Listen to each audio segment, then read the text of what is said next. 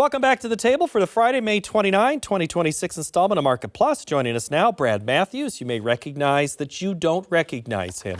Brad, Roche Ag president, tell us a little bit about your relationship there to commodities. Where are you from? I am originally from Naperville, Illinois, and how I got started in the industry, in the business, is I was a finance major. I graduated from Indiana University. I had to have an internship within my major. I had an old high school football coach who was a trader at the Board of Trade. Called him up, and that's how I got started. I was an intern there, went back down, worked in the corn options pit after I graduated for a year, and now I've been working with farmers and hedging and cash sales recommendations for about 20 years. And you've been with Roche Ag for how long? 12 and a half. Yeah, so, and you were in Indiana before they were good in football. You remember the dark days. There hasn't been many times they've been good, so the chances wouldn't be very good, but yes, I do remember. Dark days right now have been for certain areas dealing with weather. We kind of talked a little bit about it. Wheat is its own, that ship has sailed, but the corn and the bean, I do have a question we'll get to here in a minute about the weather, but if you wanted to give an overall picture of how you think, you talked about it a little bit in the program, you're still saying we're 1 to 2 weeks out before we might start seeing some weather interest pick up in corn and beans. Is that right? The initial reaction, I think, by the trade has been it's favorable. The warmer, drier pattern that we've seen, certain areas were too wet. Like I said, the GDUs get things, greening up, growing. That's always going to be the initial, oh, look at corn's getting taller, it looks great. But if certain areas, and I have heard this from especially multiple different parts of Iowa where, hey, we haven't had rain in a little while, 90 degrees, we could definitely use a rain. If we're talking about that, middle of June, the market will start to care a lot more. Yeah, I think right here where we are at, I think the average is somewhere in the upper 70s, 77, 78 right now. We have been 92, 94, 95. We're going to be upper 80s by the end of next week. So yeah, who knows? We'll see. That's always, weather is a thing, and it's always a matter. But one thing is, we do have a question about weather. Eric in Minnesota leads us off with all of your submitted questions. This one came via Facebook. If the dry conditions remain or drought worsens in the western Midwest, will we get any basis improvement for corn and beans in the Northwest Corn Belt? I believe you will get improvement in the Northwest Corn Belt on basis, but we're also talking about which crop. Are we talking old crop right now, because that's going to be harder to get that much of an improvement because there was a big crop out there, versus new crop basis? Yeah, I mean, especially if that's an area where they're going to have yields that come down, they have production losses, you'll definitely see basis improvement for new crop. Where are you at in the relationship of understanding basis in the point of what story it's telling you a direction or what the demand is for certain areas? So right now, I would say the past couple of years, basis has really been telling us that the demand is extremely strong and there might not be as much crop out there as what we continue to see from USDA reports. Basis is very firm for having 2 billion plus carryout, right? And what I'm seeing right now is, once again, basis is very firm for 2.1 and change carryout in corn.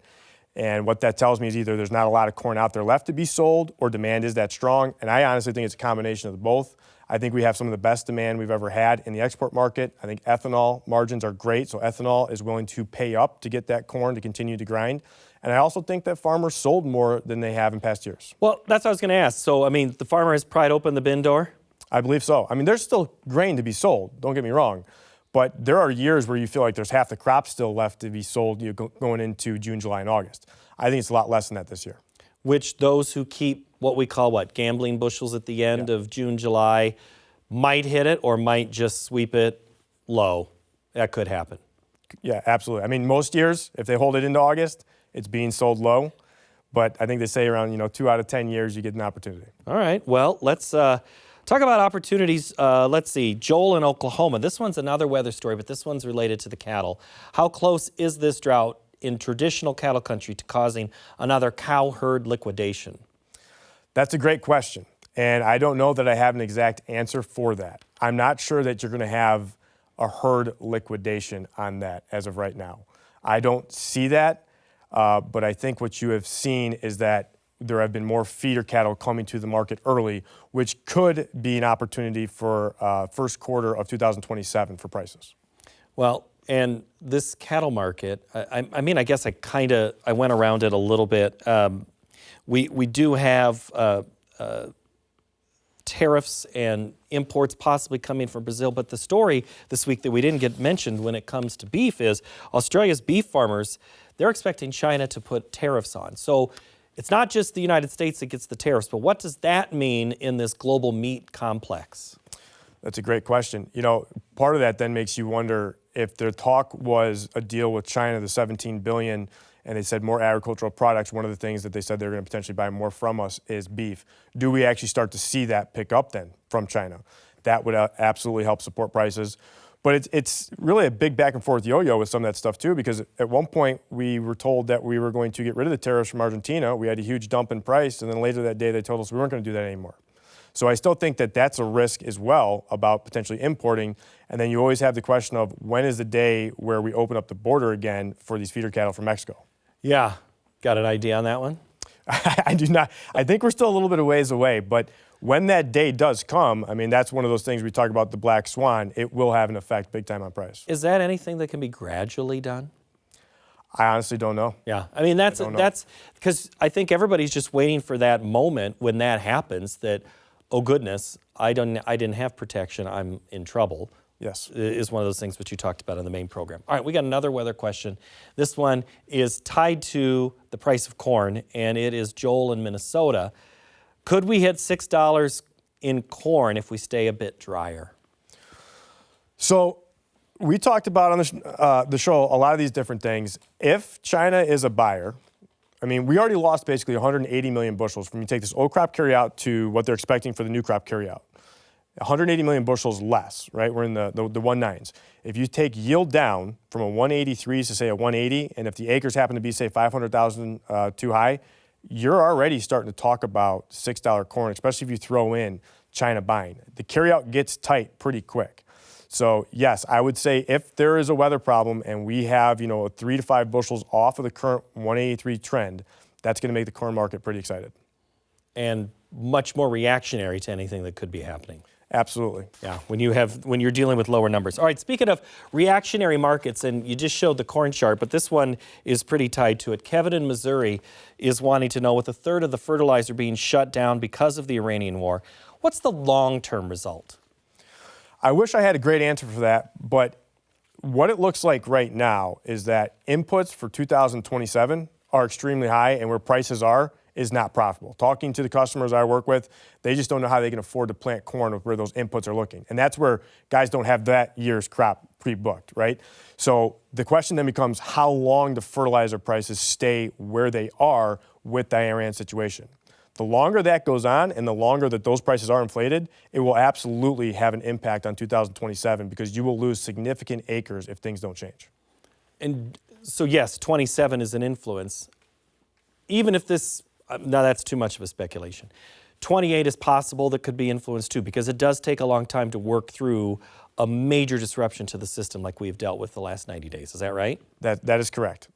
That hasn't changed. Trying to say something that far out is a little difficult, but 27 definitely. See, that's not a hazing. I'm just letting you know. We might ask that sometime. So very good, Brad. All right, last question. Roger in Nebraska, and this one again we talked about on the show, but not quite in this context. Would China buying U.S. corn overshadow a deal for them to buy soybeans? So what it has come out and what they have said is that they're not buying any more soybeans. What they have committed to, the 12 million metric tons for the old crop, which I think they got up to 11.8, right? So they bought what they said they're going to buy, and then it's 25 million metric tons per year for the next 3 years. This 17 billion, which we're assuming corn's a part of, is separate than what we already have in the soybeans. And they have said that they're not really looking to purchase any more soybeans from us. It's other agricultural products. And if you think about it, that really does make sense. Why buy more than that in soybeans when Brazil's cheaper? Right, and that's always been the deal with the Chinese. They know where a deal is. If there's a sell-off and they think this is the bottom, they'll buy. But if we're the high one in the market, they're not going to buy. They're smart marketers. If it financially makes sense, they're going to buy. If it doesn't, they're going to try to figure out to buy from whoever else, going to be South America or Brazil, sometimes Argentina, unless, like you said, it makes sense for them to come to us. So them purchasing from us is pretty much only a political situation right now. I help you, you help me. An exchange of sorts is what it is, more than a need fill. Correct. Okay. I think we did all right. You feeling all right? Yeah. What position did you play in football? Free safety. Free safety. And your coach then that coached in football, how long did he stay at the Board of Trade? Oh man, he was there for probably another like 10 years, but not even that. Probably more like 6. When I went back down after I graduated, it was the talk of the side-by-side, meaning that things were going to go electronic. That's when I went to a different company after being there a year to get behind a computer screen to really understand that side of it because you could see the writing on the wall.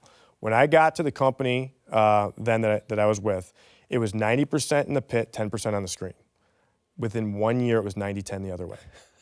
So the pits disappeared. He then tried to go to the options pit, and that was a little bit too difficult for him because he was in the futures. It was different for him, and so that shortened the lifespan of his trading career. He thought dealing with the blitz was tough, or a changing offense. But yeah, that was a major change in the industry, and you had front row seat for that. So all right, Brad, thank you.